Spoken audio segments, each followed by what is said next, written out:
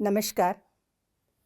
પર્વાધિરાજ પર્યુષણના 6ઠ્ઠા દિવસે આજે આપણે શ્રી સકલાહર્ત સ્તોત્ર વિશે સાંભળવું છે. એની વાત કરવાના છે છાયાબેન શાહ. છાયાબેન શાહ મુંબઈ યુનિવર્સિટીમાંથી જૈન ફિલોસોફી અને ગુજરાત વિદ્યાપીઠમાંથી જૈનિઝમ એના એ સ્નાતક અને અનુસ્નાતક થયેલા છે. પીએચડી પણ એમણે જૈનિઝમમાં જ કર્યું છે. 2004માં ગુજરાત વિદ્યાપીઠમાંથી એમણે પીએચડીની પદવી પ્રાપ્ત કરી. 14 વર્ષની ઉંમરે લેખનનો પ્રારંભ કર્યો અને એમાં પણ એમણે નિબંધ લખ્યો અગર મેં વડાપ્રધાન હોતા, અને આ નિબંધને પંડિત શ્રી જવાહરલાલ નહેરુના હસ્તે પારિતોષિક પ્રાપ્ત થયું. વક્તૃત્વની કળા પહેલેથી જ, પરિણામે મુંબઈમાં જ્યાં પણ વક્તૃત્વની હરીફાઈ સ્પર્ધા યોજાય એમાં નિયમિત ભાગ લેવાનો એટલું જ નહીં પણ એમાં વિજેતા પણ થવાનું. પર્યુષણ પર્વ દરમિયાન એમણે મુંબઈમાં વ્યાખ્યાનો પણ આપ્યા છે, અમદાવાદમાં પણ વ્યાખ્યાનો આપ્યા છે. જૈન ધર્મના જુદા જુદા સામયિકોમાં તેઓ નિયમિત રીતે લેખો લખતા હતા. નવકાર મંત્ર એક અધ્યયન અને દીવાદાંડીના અજવાળે, આ 2 એમણે લખેલા પુસ્તકો છે. પ્રભુદાસ પારેખના જીવન અને સાહિત્ય સર્જન ઉપર પીએચડીની પદવી એમણે મેળવી છે. કલમ તથા કાવ્યધારાના ઉપક્રમે કવિતાઓ લખી અને કવિ સંમેલનોમાં રજૂ પણ કરી છે. અત્યારે એમણે ઓનલાઈન સકલાહર્ત સ્તોત્ર, પ્રતિક્રમણ સૂત્રાર્થ અને કલ્યાણ મંદિર સ્તોત્ર વિશેની અનેક ગાથાઓનો અભ્યાસ વિદ્યાર્થીઓને કરાવ્યો છે. આવો આપણે છાયાબેન શાહને સાંભળીએ. હું છાયા શાહ, ઇન્સ્ટિટ્યૂટ ઓફ જૈનોલોજીનો ખૂબ ખૂબ આભાર માનું છું કે મને આચાર્ય હેમચંદ્રાચાર્ય રચિત સકલાહર્ત સ્તોત્રનો પરિચય આપવાનું સદભાગ્ય સાંભળ્યું. આચાર્યનો સંક્ષિપ્ત પરિચય આપું તો આચાર્ય હેમચંદ્રાચાર્ય મધ્યયુગીન ગુજરાતના ઇતિહાસમાં ખૂબ અગત્યનો ભાગ ભજવ્યો છે. તેઓ ધર્મ, રાજનીતિ અને જ્ઞાનનો સુમેળ કરી શકતા હતા. ગુજરાતની જનતામાં સંસ્કાર નિર્માણમાં તેમનો અમૂલ્ય ફાળો પણ છે. તેઓ દેવી સરસ્વતીનું મંગલ સ્મરણ હતા. સુરેશ્વરના ચરણ કમલોને ગુર્જેશ્વરોએ સુવર્ણ કમળોથી પૂજ્યા છે અને મહાન સાધુ સંસ્કાર પ્રેમી આત્માને સમગ્ર ગુજરાત આજે ભાવથી નમે છે. સોલંકી કાળનો ઇતિહાસ આચાર્ય હેમચંદ્ર વિના માત્ર એક લડાઈનો ઇતિહાસ બની રહે. ગુજરાતી ભાષાનો ઇતિહાસ અપૂર્ણ અકિંચન લાગત. આચાર્ય સાધુતાને લેશ માત્ર છોડ્યા વગર જ્ઞાનોપાસના કરી, વ્યવહાર દક્ષતા આચરી બતાવી, રાજ નિપુણતા દાખવી અને સમગ્ર જીવનકાળ દરમિયાન ગુજરાતની સંસ્કારિતતાને પ્રભાવિત કરી. આ આચાર્ય ગુજરાતની ભૂમિને વિદ્યા વિભૂષિત કરી. આવા આચાર્ય ભગવંતે સકલાર સ્તોત્રની રચના કરી. આમ તો 24 તીર્થંકરોની સ્તુતિ કરવા માટે અનેક સ્તોત્રો રચાયા છે, સ્તવનો પણ રચાયા છે, પણ સંસ્કૃત ભાષાની આ મનોહર પદ્મરચના, તેની પ્રાસાદિક ભાષા, કલામય ઉત્પ્રેક્ષા અને હૃદયંગમ શૈલીથી પાઠકના મન પર સ્થિર સ્થાયી થઈ ગઈ છે. વિક્રમની 12મી સદીમાં ગુર્જર ભૂમિને પાવન કરતા કલિકાલ સર્વજ્ઞ હેમચંદ્રાચાર્ય પોતાની અપૂર્વ પ્રતિભાથી જે ચિરંજીવ સાહિત્યનું નિર્માણ કર્યું છે, તેમાં એમને ત્રિષષ્ટિ સલાકા પુરુષો નામનો ગ્રંથ લખ્યો. આ ગ્રંથમાં, આ મહાકાવ્યમાં મંગલાચરણમાં તેમને એક મહાકવિને છાજે તેવી રીતે કુલ 26 શ્લોકોમાં 24 તીર્થંકરોની સ્તુતિ કરેલી છે, જે આ સ્તોત્રના 1 થી 25 અને 27 શ્લોકમાં સમાયેલી છે. આ સ્તોત્રના 33 શ્લોકો પૈકી 28 શ્લોકો અનુષ્ટમ છંદમાં, 3 શ્લોકો સાદુર્વિકૃત છંદમાં, 1 શ્લોક આર્યાગીતિમાં અને 1 શ્લોક માલિની છંદમાં છે, જેના લક્ષણો પ્રસિદ્ધ છે. આ સ્તોત્રનું મૂળ નામ આમ તો ચતુર્વિશ સંતિ જે નમસ્કાર છે, પણ જનરલી એના પહેલાંના નામથી જ એ ઓળખાય છે, સકલાર સ્તોત્ર. હંમેશા આના નામથી જ ઓળખાય છે. આ સ્તોત્રને બૃહદ ચૈત્યવંદન પણ કહેવાય છે, કારણ કે પાક્ષિક, ચાતુર્માસિક અને સાંવત્સરિક પ્રતિક્રમણમાં આ સ્તોત્ર હંમેશા બોલાય છે અને 24 તીર્થંકરોની સ્તવના આમાં થાય છે. સ્તોત્રના હવે એક પછી એક શ્લોકો આપણે જોઈએ. સ્તોત્રના પ્રથમ શ્લોકમાં કર્તાએ આ સ્તોત્રમાં તેઓ કેવી રીતે જુદા જુદા અરિયન પરમાત્માની સ્તવના કરવા માગે છે તે વિશે લખેલું છે. સક્લારત પ્રતિષ્ઠાનમ મતિષ્ઠાનમ શિવસ્ત્રિય ભૂર્ભૂર્વ શસ્ત્ર ઈશાનમ મહારતમ પ્રણિદદ્મય. હરણ ભગવંતો કેવા છે એનું વર્ણન કરતા લખ્યું છે કે આ અરિયન પરમાત્માઓ સર્વશ્રેષ્ઠ છે, મંગલમય મુક્તિમાં લઈ જનારા છે અને અમે તેનું ધ્યાન ધરીએ છીએ. બીજા શ્લોકમાં નામ સ્થાપના, દ્રવ્ય અને ભાવ, આ ચારેય નિક્ષેપથી અરિયન પરમાત્માની પૂજા કરી છે, અરિયન પરમાત્માનું ધ્યાન ધર્યું છે. અને એ રીતે બીજી ગાથામાં પણ લગભગ મંગલાચરણ જેવું જ કર્યું છે અને વાસ્તવિકતાએ સર્વ તીર્થંકરોની સામાન્ય સ્તુતિ કરી છે. હવે ત્રીજા શ્લોકથી પહેલા તીર્થંકર ભગવાનની પ્રાર્થના શરૂ થાય છે. આદિમમ પૃથ્વીનાથમ મહાદેવમ નિષ્પરિગ્રહમ આદિમમ તીર્થનાથં ચ ઋષભસ્વામી નમસ્તુમઃ. આદિનાથ પરમાત્માને કહ્યા, ભગવાન પૃથ્વીના રાજા એટલે પહેલા રાજા હતા. ભગવાન બીજા લોકો ધર્મ પામે તે માટે એમને દીક્ષા લીધી, એટલે ભગવાન પહેલાં સાધુ હતા. ભગવાને અલગ અલગ વિષયોનું જ્ઞાન આપ્યું, એટલે ભગવાન પહેલાં શિક્ષક પણ હતા. ને ભગવાને તીર્થની સ્થાપના કરી, એટલે ભગવાન પહેલાં તીર્થ સ્થાપક પણ હતા. આમ ભગવાનની આદિ તરીકે જુદી જુદી વ્યવસ્થા બતાવી અને ભગવાનનું એ રીતે એમને સ્તવના કરી છે. ભગવાનને આદિ બતાવીને એમનું નામ આદિનાથ કેમ હતું એ બતાવવા માટે આ જુદી જુદી વસ્તુઓ એમને બતાવી છે. ત્યાર પછી ચોથા શ્લોકમાં અજિતનાથ ભગવાન અરહંતમ વતિતમ જીણ વિશ્વકમલાકર ભાસ્કરમ મંગલામ કેવનાદર્શ. તો પરમાત્મા કેવા છે?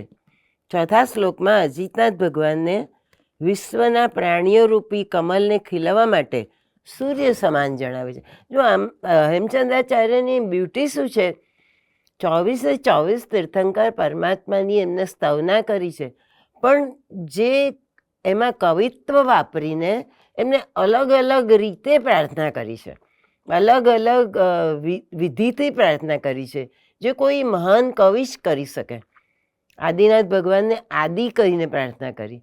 હવે અજિતનાથ ભગવાનને શું કહ્યું કે કમલને ખીલવા માટે સૂર્ય સમાન છે અને તેમના કેવલ જ્ઞાનરૂપી અરીસામાં આખા જગતનું પ્રતિબિંબ પડે છે એવું સૂચન કરીને અરહંતોના મહદ ઉપકારીપણાનું એમના જ્ઞાન વિષય પૂર્ણતાનું સૂચન કરેલું છે.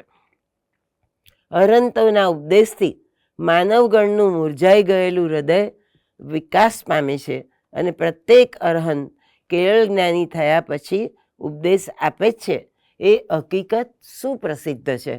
એટલે ભગવાનને આખા સૂર્ય સમાન ગણ્યા છે અને એ રીતે આપણે કમલવન અને ભગવાન સૂર્ય એ ભગવાનનું ધ્યાન ધરવાથી કમળો ખીલી ઉઠે છે, દરેક આત્માઓ ખીલી ઉઠે છે. એ રીતે આખી જુદી જ રીતથી એમણે વર્ણન કર્યું. આમાંથી એમનું આખું કવિત્વ આપણને દેખાય છે.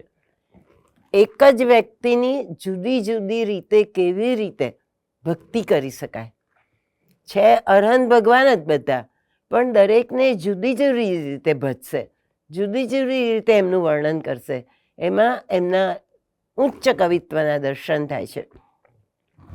5મા શ્લોકમાં શ્રી સંભવનાથ ભગવાનની વાણીને અર્ધ્ય આપવા માટે જણાવ્યું છે કે ભવ્ય જીવોને જો આરામ મળે એટલે બગીચાની ઉપમા આપી છે. તો અરહંતોની આ વાણીને પાણીની નીક, પાણીના ધોરિયા જેવી ગણવી જોઈએ.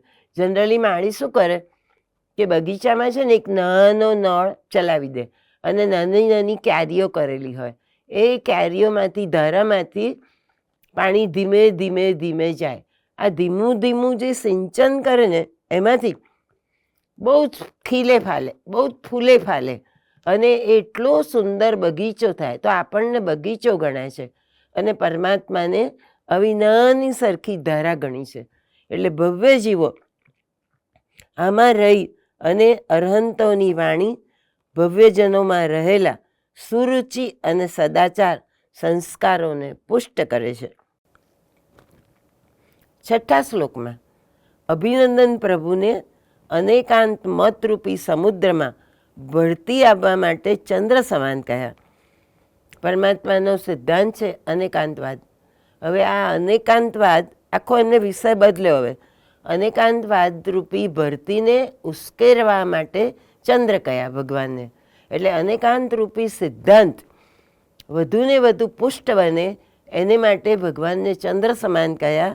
અને એમાં એટલો બધો આનંદ આપનાર છે કે અરહંતોની દેશનામાં રહેલી અનેકાંત શૈલીનું તથા સર્વ પ્રાણીઓને આનંદ આપવાની તેમની અપૂર્વ શક્તિનું સૂચન કર્યું છે.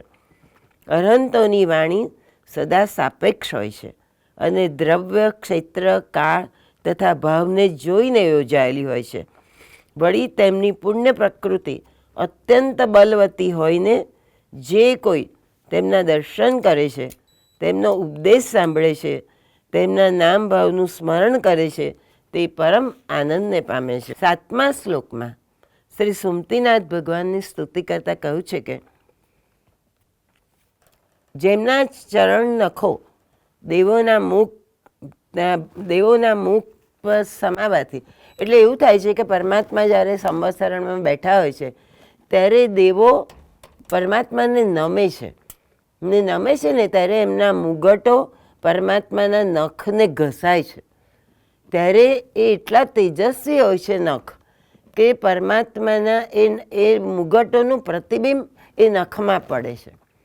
એટલે પરમાત્માના જે નખ આટલા સ્વરૂપમાન છે તો પરમાત્મા પોતે કેટલા સ્વરૂપમાન હશે એનું આખું વર્ણન આ શ્લોકમાં એમને કર્યું છે અને સોમતીનાથ પરમાત્માની ભક્તિ કરી છે.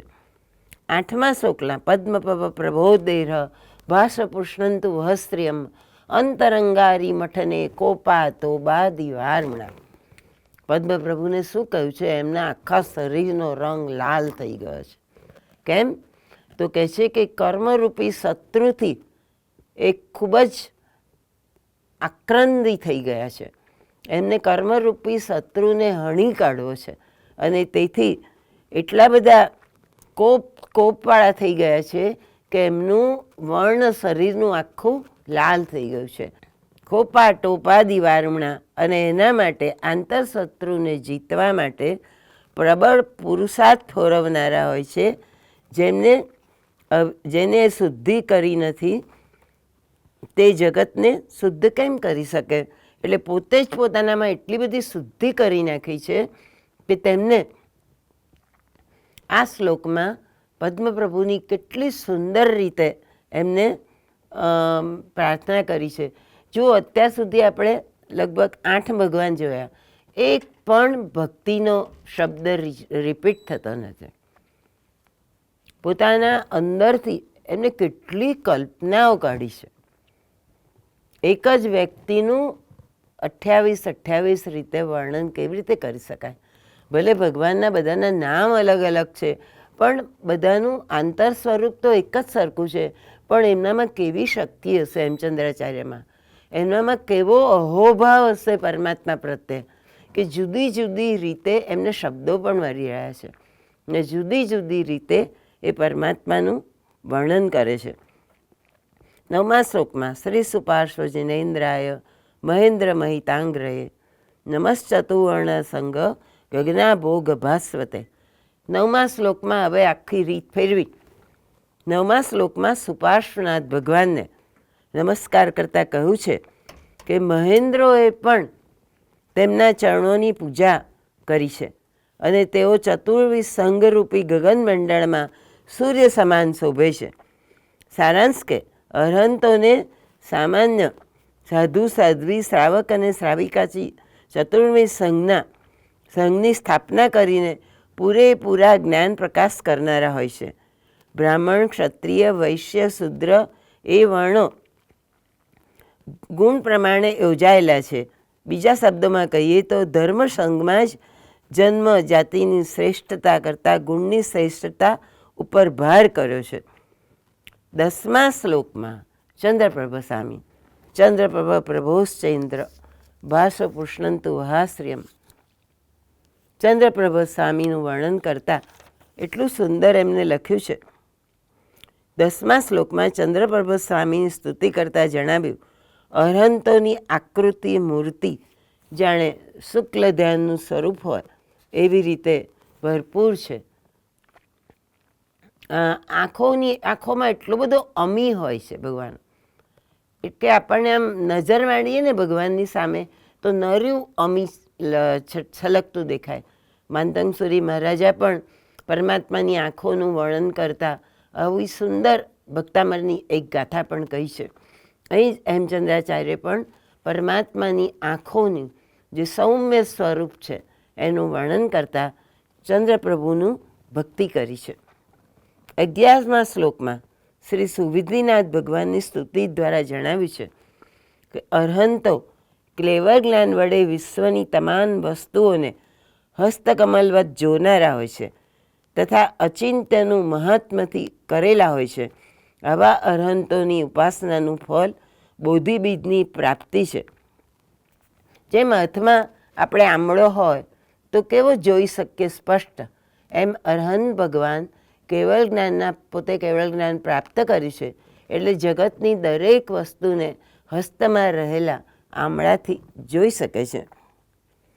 12મા શ્લોકમાં શ્રી શીતલનાથ ભગવાનની સ્તુતિ દ્વારા જણાવ્યું છે કે અરહંતો પરમાનંદરૂપી કંદને પ્રગટાવવા માટે નૂતન મેઘ સમાન છે. જેમ આપણે વરસાદ પડે તો વાવેલા બીજ હોય એ કંદ રૂપે પરિણમે અને પછી એમાંથી મોટો છોડ થાય, તેમ પરમ આનંદ રૂપી કંદને પ્રગટાવવા માટે એ મેઘ સમાન છે. કોણ? શીતલનાથ ભગવાન. અને તેઓ સાદ્વાદ રૂપી અમૃતને વરસાવ્યા જ કરે છે. એટલે કે જ્યાં જ્યાં અરહંતોના પવિત્ર પગલાં પડે છે ત્યાં ત્યાં આનંદ મંગલ વર્તાય છે. તેઓ લોકોને ધર્મનો જે કોઈ ઉપદેશ આપે છે તે સ્વાદ્યાદ મુદ્રાથી જ અંકિત હોય છે. એટલે હંમેશા એક જ સિદ્ધાંત રહ્યો છે, સ્વાદ્વાદ અને અનેકાંતવાદ. દરેક અરહંતો હંમેશા એનો જ ઉપદેશ આપે છે. 13મા શ્લોકમાં શ્રી શ્રેયાંસનાથ ભગવાનની સ્તુતિ કરતા એ વાત સ્પષ્ટ કરી છે કે દરેક અરહંતો ભવરૂપી રોગોને નાશ કરનારા હોવાથી ભવ વૈદ્ય કહેવાય છે. આપણે હંમેશા અનાદિકાળથી અલગ અલગ ભવોમાં ભણતા આવ્યા છીએ. 84 લાખ ફેરા આપણે ફર્યા જ કરીએ છીએ, પણ આ રોગ આપણને ભવરોગ એવો લાગુ પડ્યો છે. પણ અરહંત ભગવાન અહીં શું કામ કરે છે? શ્રેયાંસનાથ ભગવાન કે એક વૈદ્ય બનીને આપણી સામે આવે છે અને આપણા ભવરૂપી રોગોનો નાશ કરે છે. આવા અરિહંત પરમાત્માના ચરણોમાં તેઓ પોતાનું મસ્તક નમાવે છે. 14મા શ્લોકમાં વાસુપૂજ્ય સ્વામીની સ્તુતિ કરતાં જણાવ્યું છે કે તીર્થંકર નામ કર્મ જગત પર મહા ઉપકાર કરનારું હોય છે. તેના ઉદય વખતે દરેક તીર્થંકર વડે જગત પર મહાન ઉપકાર થાય છે અને તે જ કારણે સુરો, અસુરો અને મનુષ્યો વડે તે પૂજાય છે. એક આત્મા પોતાના આગલા ત્રીજા ભવમાં સત્કૃત્યથી તીર્થંકર નામ કર્મ બાંધે છે અને જ્યારે આ જીવ તીર્થંકર નામ કર્મ બાંધે છે ત્યારે અનેક જીવો પર ઉપકાર કરનારા થાય છે અને તેથી સુરો, અસુરો પણ એમની પૂજા કરે છે. 15મા શ્લોકમાં શ્રી વિમલનાથ પ્રભુની સ્તુતિ કરતા અરહંતોના વાણીમાં રહેલી અદ્ભુત તાકાતનું દર્શન કરાવ્યું છે. એ તાકાત લોકોના ચિત્તને અત્યંત નિર્મળ કરવાની, જેમ કતક વૃક્ષના ફલોનું ચૂર્ણ ગમે તેવા ગંદા પાણીને નિર્મલ કરી દે છે, તેમ અરહંત ભગવાનો ચિત્તની ગમે તેવી મલિન ચિત્તવૃત્તિઓ હોય છે એને નિર્મળ બનાવે છે, સંશયો આથી આપણને મુક્ત કરાવે છે અને એ રીતે આ બધું આપણી અંદર રહેલી ગંદકીને દૂર કરવા માટે ખૂબ જ ઉપયોગી છે ને આ રીતે આપણો ઉદ્ધાર કરે છે. 16મા શ્લોકમાં અનંતનાથ જીનેશ્વરની સ્તુતિ દ્વારા જણાવ્યું કે અરહંતોની કરુણા સ્વયંભૂ મરણ સમુદ્રની પણ સ્પર્ધા કરે છે. એટલે કે સ્વયંભૂ મરણ જે સમુદ્ર છે એ જેમ આગળ ને આગળ વિશાળ થતો જાય છે, તેમ તેમ પરમાત્માનું હૃદય એ સમુદ્ર કરતાં પણ વધુ ને વધુ વિશાળ છે. 17મા શ્લોકમાં શ્રી ધર્મનાથ પ્રભુની સ્તુતિ કરતાં જણાવ્યું અરહંતો કલ્પવૃક્ષની જેમ પ્રાણીઓના ઈચ્છિત મનોરથને પૂરા કરનારા તથા ધર્મનું સ્વરૂપ દાન, શીલ, તપ અને ભાવના ભેદથી 4 પ્રકારે પ્રકાશનારા હોય છે. તાત્પર્ય એ છે કે અરહંતોનું શરણ સ્વીકારવામાં મોક્ષની ઈચ્છા જ પ્રગટે છે અને તેમના પ્રભાવે તે પરિપૂર્ણ થાય છે ને તેને પૂર્ણ કરવા માટે દાન, શીલ, તપ અને ભાવ એ 4 પ્રકારનો ધર્મ સાધન તરીકે રજૂ કરવામાં આવે છે. 18મા શ્લોકમાં સુધા સૌદર વાગ્ય જ્યોત્સના નિર્મલીકૃત દીડમુખ, આ 18મા શ્લોકમાં શાંતિનાથ ભગવાનની સ્તુતિ દ્વારા અરહંતોની વાણીને સુધા સમાન મધુર, દરેક દિશાને ઉજ્જવલ કરનારી એટલે ત્રિભુવનને ઉપકારી અને હૃદયપટમાં રહેલા અંધારાનો ધ્વંસ કરનારી જણાય છે. શાંતિનાથ પરમાત્માની કેટલી સુંદર સ્તુતિ એમને કરી છે. કે આપણે આ સ્તુતિ બોલીને દર્શન કરીએ ને તો હૃદયમાં એક અનેરી શાંતિનો દર્શન થાય છે, એક અનેરી શાંતિનો અનુભવ થાય છે. એટલે જ્યારે સ્નાત્ર ભણાવવામાં આવે છે ને ત્યારે હંમેશા આ શાંતિનાથ ભગવાનને જ સ્થિત કરવામાં આવે છે. અને શાંતિનાથ ભગવાનની એમને કેટલા બધા શાંતિનાથ ભગવાનને અંદરથી પીધા હશે ત્યારે આવા શબ્દો લખી શકે છે. ખરેખર આ જેમ વાંચતા જઈએ ને એમ એમ આચાર્ય ભગવંતના ચરણમાં મસ્તક ઝૂકતું જાય છે. કેવા મહાન કવિ અને કેવા મહાન ભક્ત, એમના હૃદયમાં પરમાત્માએ કેવું સ્થાન લીધેલું હશે ત્યારે જુદા જુદા રૂપકો દ્વારા એ પ્રભુની આવી રીતે ભક્તિ કરી શકે છે. 19ના શ્લોકમાં શ્રી કુંથુનાથ ભગવાનની સ્તુતિ કરતા અરહંતોની શ્રી કુંથુનાથો ભગવાન સનાથો તિસૈદ્રીપી, ભગવાન કેવા છે? શ્રી કુંથુનાથ ભગવાનની સ્તુતિ કરતા અરહંતોની અતિશય લક્ષ્મીનો નિર્દેશ કર્યો છે. સુરો અસુરો તથા મનુષ્યના જે કોઈ સાચા નાથ હોય તો તે કુંથુનાથ ભગવાન જ છે. હંમેશા જ્યારે જ્યારે જુદા જુદા દેરાસર જઈએ ને ત્યારે આ સકારાત્મક મોઢે આવડતું હોય તો જે મૂળ નાયક ભગવાન હોય એની આપણે સ્તુતિ કરી શકીએ. ને સ્તુતિ કરતાં જાણે હેમચંદ્રાચાર્ય આપણી અંદર ગોઠવાઈ ગયા છે એવો અનુભવ થાય. એમના જ જેવો અહોભાવ આપણામાં પ્રગટે અને કેટલાય કર્મો નિર્જરિત કરી નાખવાની આ શ્લોકોમાં તાકાત છે. અમને મારા સાહેબ કહેતા કે જ્યારે જ્યારે જુદા જુદા દેરાસર જાઓ ત્યારે મૂળ નાયક ભગવાનની હંમેશા સકલાર સ્તોત્રના ગાથાથી હંમેશા સ્તુતિ કરવી. એ સ્તુતિ કરવાથી આપણને આચાર્ય હેમચંદ્રાચાર્યનું બળ મળે છે, આચાર્ય હેમચંદ્રાચાર્યનો અહોભાવ મળે છે. જેમ જેમ આપણે આ બોલતા જઈએ છીએ, જેમ જેમ આગળ શ્લોકો વધતા જઈએ છીએ તેમ તેમ એમનો એક પરિચય થતો જ જાય છે. 20મા શ્લોકમાં શ્રી અરનાથ ભગવાનની સ્તુતિ નિમિત્ત ચોથા આરાનો નિર્દેશ કરી 6 આરા, ઉત્સર્પિણી આદિ અવસ્થાઓ અને કાલચક્રનું સૂચન કર્યું છે તથા ચતુર્થ પુરુષાર્થનો ઉલ્લેખ કરીને સિદ્ધિમાં અરહંતોના અનુગ્રહની અપેક્ષા જણાવી છે. 21મા શ્લોકમાં શ્રી મલ્લીનાથની સ્તુતિ કરતા અરહંતોની સુરેન્દ્રો, અસુરેન્દ્રો અને નરેન્દ્ર રૂપી મયુરોને માટે નૂતન મેઘ સમા ગણાવ્યા છે. અને એટલે કે અરહંતોનું અસ્તિત્વ સ્વર્ગમાં રહેનારા, પાતાળમાં રહેનારા અને પૃથ્વી પર રહેનારા સર્વ કોઈને પરમ પ્રમોદનું કારણ હોય છે. વળી તેમને કર્મરૂપી વૃક્ષનું ઉન્મૂલન કરવામાં હસ્તિમલ્લે જણાવ્યા તેમના અદ્વિતીય પુરુષાર્થની પ્રતિષ્ઠા પણ કરેલી છે. અનેક વિભૂતિઓથી યુક્ત હોવા છતાં અરહંતો અહિંસા, સંયમ અને તપના સાધન વડે કર્મોનો પૂરેપૂરો ઉચ્છેદ કરવા માટે પુરુષાર્થ ફોરવે છે અને પુરુષાર્થના પ્રતાપે તેઓ જગદવંત્ય અરહંતના અધિકારી બને છે. આમાં એમને અરહંતો થવાની આખી મુસાફરી બતાવી છે કે કેવી રીતે આ અરહંત પદને પામે છે, કેટલો પુરુષાર્થ કરે છે, કેવો પુરુષાર્થ કરે છે, એનું કેવું સુંદર રીતે વર્ણન કરી અને આપણને સમજાવ્યું છે. 22મા શ્લોકમાં શ્રી મુનિસુવત સ્વામીની સ્તુતિ દ્વારા એ વાત પ્રગટ કરવામાં આવી છે કે અરહંતોની ધર્મદેશના જગતજીવોની મહામોહરૂપ નિંદ્રાનો નાશ કરનારી હોય છે. તાત્પર્ય એ છે કે અરહંતોની વાણીમાં વૈરાગ્ય રસ એટલો ઉત્કૃષ્ટ હોય છે કે તે વિષયના લાલસામાં ગમે તેવા કઠિન પળોને ભેદી નાખે છે અને તેના સ્થાને સંવેગ, નિર્વેદ, અનુકંપા અને આસ્તિક્ય વગેરેનું વિમલ વાતાવરણ ખરું કરીએ છે.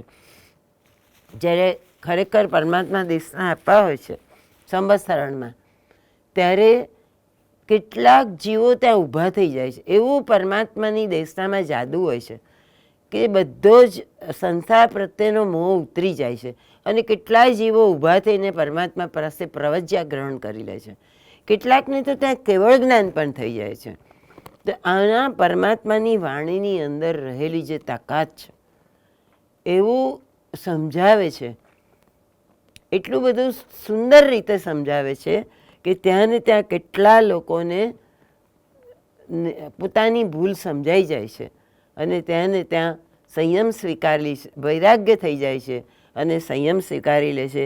તો અહીંયા આ શ્લોકમાં પરમાત્માની દેશરામાં કેવું સુંદર અભિવાદન રહેલું છે એની વાત કરે છે.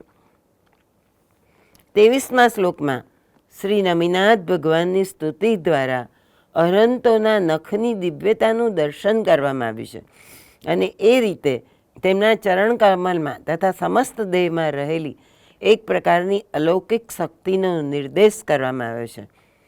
આ અરહંત પરમાત્માના ચરણનો સ્પર્શ કરવાથી અને એમના કિરણો મસ્તક પર પડવાથી મનુષ્યોના મનની ગમે તેવી મલિનતાઓ પણ નાશ પામી જાય છે. પરમાત્માના ચરણના નખમાં એવી તાકાત હોય છે કે જો એનો સ્પર્શ આપણને થઈ જાય તો આપણી અંદર રહેલી બધી જ મલિનતા નાશ પામી જાય. 24મા શ્લોકમાં શ્રી અરિષ્ટનેમી ભગવાનની સ્તુતિ દ્વારા અરહંતોની કર્મ વિધ્વંસક શક્તિનો તથા અરિષ્ટનો સંહાર કરવાની અદ્ભુત લબ્ધિનો નિર્દેશ કરવામાં આવ્યો છે. અરહંતો ગમે તેવા નિબિડ કર્મો તે જ ભાવમાં ક્ષય કરે છે અથવા તો ભક્તોના ગમે તેવા નિર્બીડ કર્મનો નાશ કરવાનો સહાયભૂત થાય છે. વળી તેઓ અપાયાગમ અતિશયથી યુક્ત હોવાને લીધે જ્યાં જ્યાં તેમનો વિહાર થાય છે ત્યાંથી 7 પ્રકારની ઇત્તિઓ દૂર ભાગે છે અને એ રીતે સર્વ અરિષ્ટો નાશ પામે છે. ભગવાનનો એક એવો અતિશય હોય છે કે ભગવાન જ્યાં જ્યાં બિરાજમાન હોય ત્યાં 125 યોજન સુધી કોઈ અતિ થતું નથી અને હંમેશા એ ભાગો હંમેશા સ્વસ્થ જ હોય છે.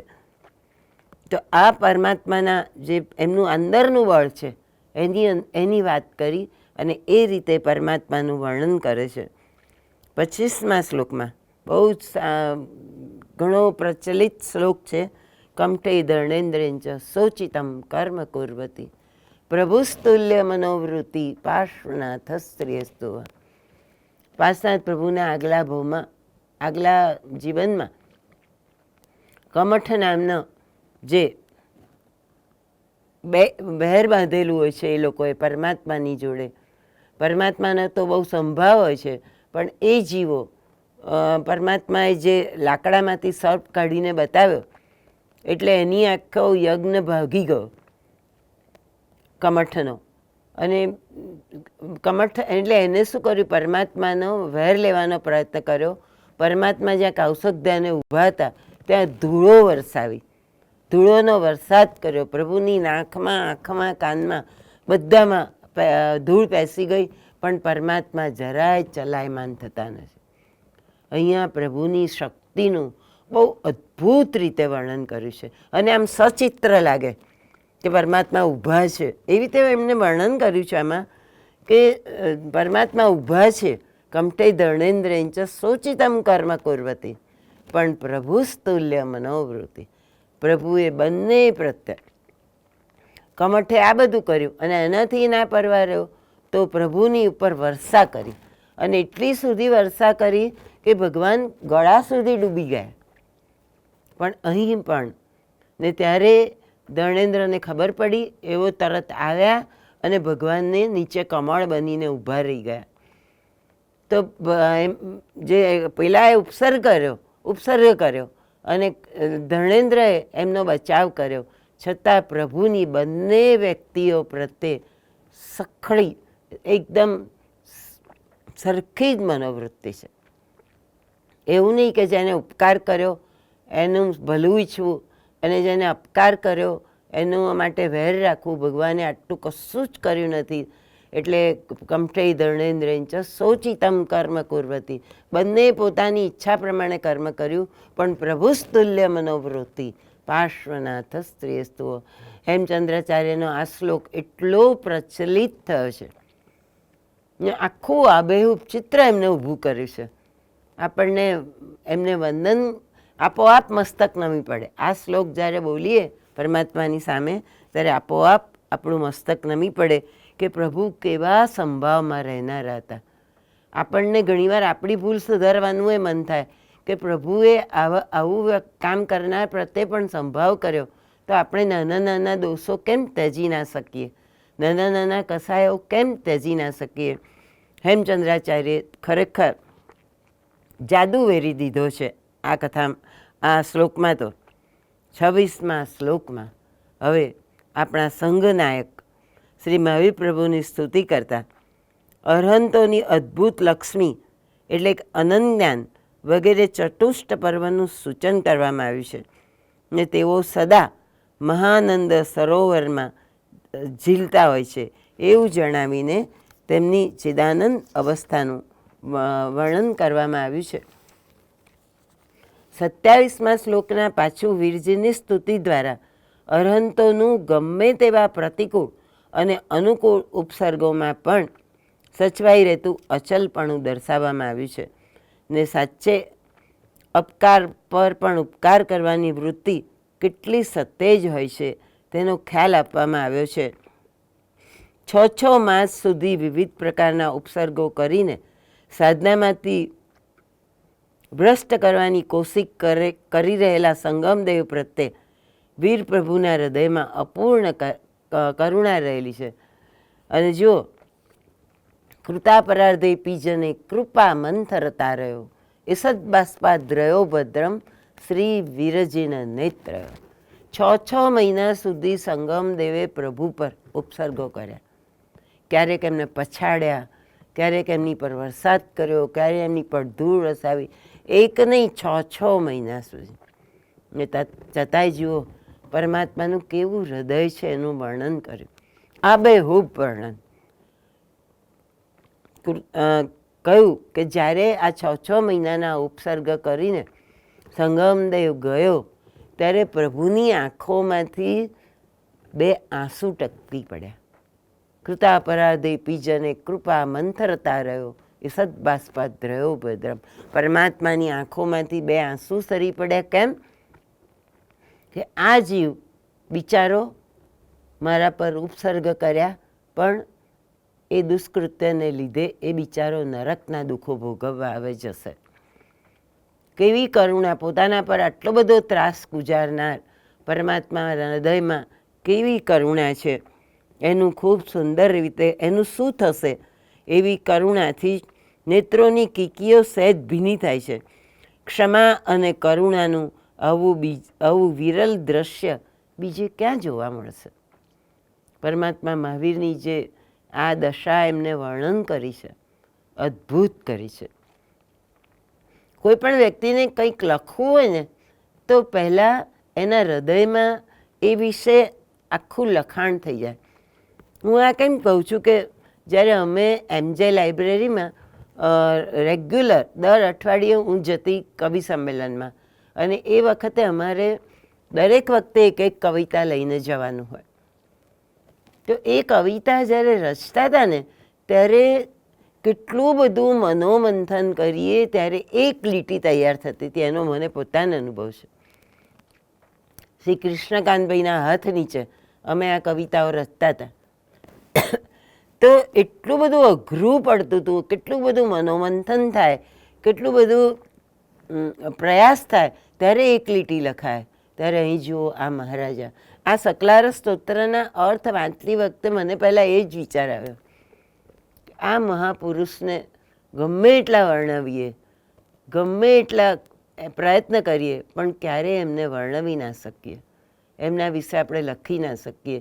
24 તીર્થંકરોના ગુણો વિશે એમને લખ્યું, એક પણ રિપિટેશન નહીં. તો કેટલી બધી એમની બુદ્ધિ હશે. એમને સરસ્વતી પુત્ર કહ્યા છે.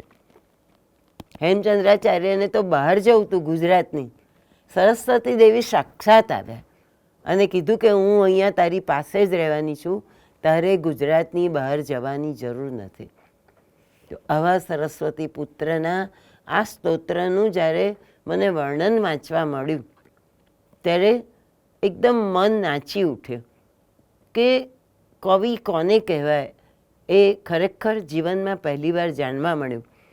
જ્યારે અમે MA કરતા હતા ગુજરાત વિદ્યાપીઠમાં, ત્યારે એમનું ચરિત્ર વિશે અમારે એક લખવાનું પેપર હતું અને એ પેપર વિશે લખ્યું ત્યારે આ સ્તોત્રનો પણ અનુભવ થયેલો. પણ આજે ખરેખર આ સંસ્થાએ મને આ તક આપી તો ખરેખર રૂપે એના સત્ય રૂપે મને આ વસ્તુ જાણવા મળી, આ શ્લોકો જાણવા મળ્યા, એનો મને ખૂબ ખૂબ આનંદ છે. 28મા શ્લોકમાં અરહંતોના કેટલાક સામાન્ય ગુણોનું વર્ણન કરતાં જણાવ્યું છે કે તેઓ પોતે પોતાના અપૂર્વ પ્રભાવથી અન્ય તીર્થકોના તેજને ઝાંખું પાડી દે છે. સુરો અને અસુરોથી સેવાયેલા હોય છે, અનંત જ્ઞાનાદિ લક્ષ્મીથી યુક્ત હોય છે, તમામ દૂષણોથી રહિત હોય છે, સર્વ પ્રકારના ભયોથી મુક્ત હોય છે અને ત્રિભુવનના મુગટમણી હોય છે. હવે 24 તીર્થંકરોનું એક સાથે વર્ણન કર્યું. 29ના શ્લોકમાં શ્રી વીર પરમાત્માની સ્તુતિ કરતા વીર, હવે આમાં છે ને 7 વિભક્તિને વીર સર્વ સુરા સુરેન્દ્ર મહિતો વીરંબુધા સંશ્રિતા વીરેણાભિયતસ્વ કર્મ નિચયો વીરાય નિત્યમ નમો વીરા તીર્થમિદમ પ્રભુતમ અતુલમ વીરસ્ય ઘોરમ તપો વીરે શ્રીધુતિ કીર્તિ કાંત નિચય શ્રી વીરભદ્રમ દિશા. આમાં શું કર્યું છે એમને? 29ના શ્લોકમાં શ્રી વીર પરમાત્માની સ્તુતિ વીર શબ્દને 7 વિભક્તિ લગાડીને કરવામાં આવી છે અને એ રીતે અરહંતોના સર્વ સુરાસુર્ય પૂજ્યપણાને, વિદ્વાનોને પણ આશ્રય લેવો પડે તેવી પરમ પ્રજ્ઞાને, કર્મનો ઘાત કરવાની અપૂર્વ શક્તિને, અતુલ તીર્થનું સ્થાપન કરવાની પ્રવૃત્તિને, ઘોર તપશ્ચર્યાને તથા શ્રીધૃતિ કીર્તિ કાંતિ અને ભદ્ર આપવાની સિદ્ધિને વખાણવામાં આવી. આ તો છે ને કોઈ કવિ જવલ્લે જ કરી શકે. 7 વિભક્તિઓ વાપરીને એમને આ શ્લોકનું વર્ણન કર્યું છે. 30ના શ્લોકમાં પરમ પુનિત અરહંદેવોના ચૈત્યોને અને પ્રતિમાઓને ભાવપૂર્વક વંદના કરવામાં આવી છે. પછી એ ચૈત્ય સ્વર્ગના પણ હોય, પાતાળના પણ હોય, મૃત્યુલોકના હોય અથવા શાશ્વત કે અશાશ્વત હોય. ટૂંકમાં મનુષ્યો અને દેવો એ બંનેથી પૂજાયેલા ચૈત્યોને આ શ્લોકમાં અભિવંદના કરવામાં આવી છે.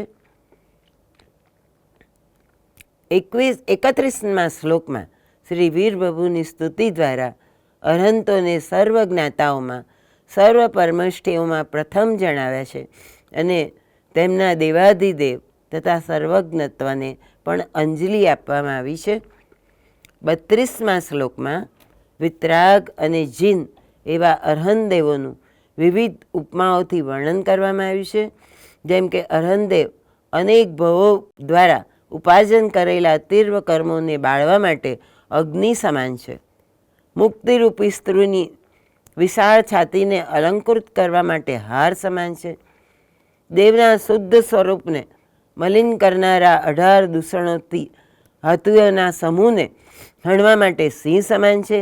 આવા વિતરાગ જીન અરહંદેવ જ ભવ્ય જીવોને વાંછિત ફળ એટલે કે મુક્તિ ફળ આપી શકે છે. આ વિવિધ શ્લોકો દ્વારા છે ને હેમચંદ્રાચાર્ય એક બીજું કામ શું કર્યું છે કે પરમાત્મા પ્રત્યે આપણે થોડીક પણ કંઈ શંકા હોય ને એ બધી જતી રહે, સર્વશ્રેષ્ઠતાનો અનુભવ થાય.